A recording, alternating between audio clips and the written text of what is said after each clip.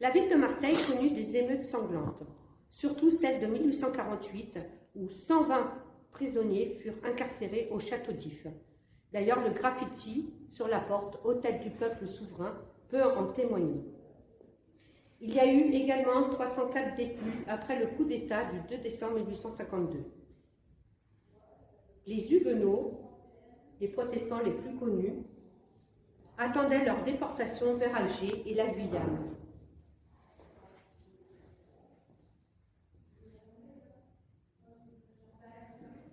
Nous allons nous diriger vers la cellule de Gaston Crémieux, qui séjourna également à If après l'écrasement de la commune en 1871. Il fut d'ailleurs fusillé au Pharo. Ce monument est connu comme Alcatraz ou le Lazaret, où quiconque ne pouvait s'en échapper que les pieds devant.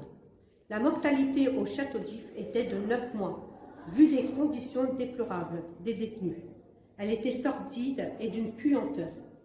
D'ailleurs, en 1700, Vauban n'a pas pu entrer dans le château.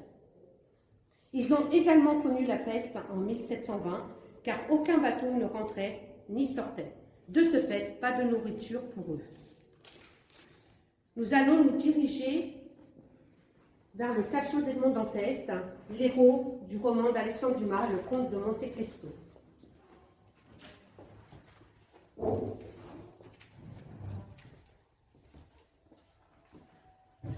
Pour son roman, Alexandre Dumas s'inspire de l'histoire d'un prisonnier réel, François Picot. Cordonnier à Nîmes, sur le point d'épouser sa bien-aimée Marguerite, il s'aperçoit qu'il a un rival, un certain Loupion, qui est secrètement amoureux de sa promise.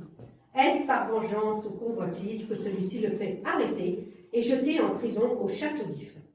Ainsi écrit la trame du célèbre roman d'Alexandre Dumas. Attendre et espérer, voilà toute la sagesse d'Edmond Dantès. Fier marin sur le point d'être nommé capitaine et d'épouser sa bien-aimée Mercédès, cette jolie Catalane. Il est arrêté car dénoncé comme bonapartiste et enfermé au château d'If. Il attendra 14 longues années sa délivrance et sa vengeance sera terrible.